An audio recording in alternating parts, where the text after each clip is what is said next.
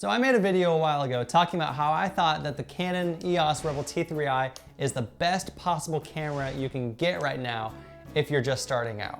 And I still think that's true today, but this camera is less than $200 used and it is now 10 years old as of 2021. So it's gonna have some flaws, right? You can't get a camera that cheap and expect it to be perfect. And it's a beginner camera, so it is not perfect. So in this video, I'm gonna go over the top 4 flaws of the Canon EOS Rebel T3i and why they hinder my workflow. And there's one in particular that just drives me crazy.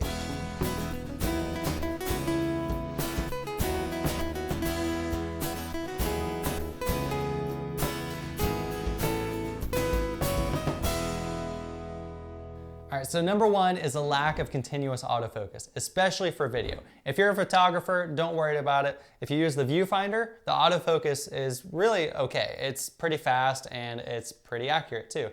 But if you are trying to use autofocus in video, you should know that there is none. Well, technically there is some.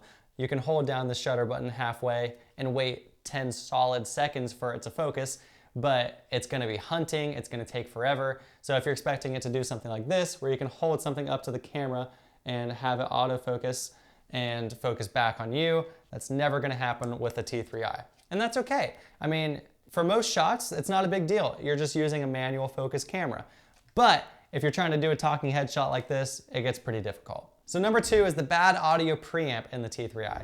So one of the biggest features I wanted from this camera was an audio in jack, and it has it. And I was so excited to use it. I wanted to put my microphone right here on the top hot shoe and put it down and plug it in, and then I would never have to sync audio again.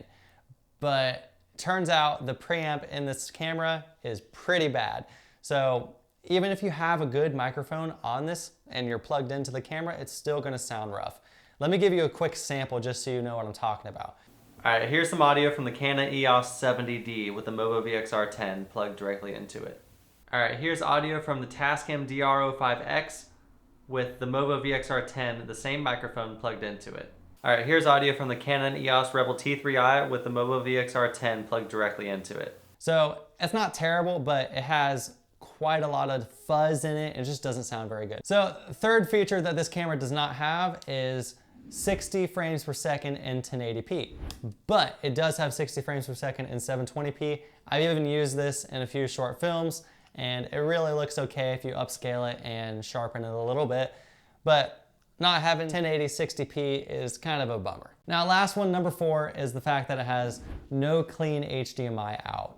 This one, I had no idea what this meant when I got this camera, and honestly, when I first got it, it really didn't matter to me because I didn't have a monitor. I don't plug this thing into TVs to look at myself bigger. I have the flip out screen and that's all I needed.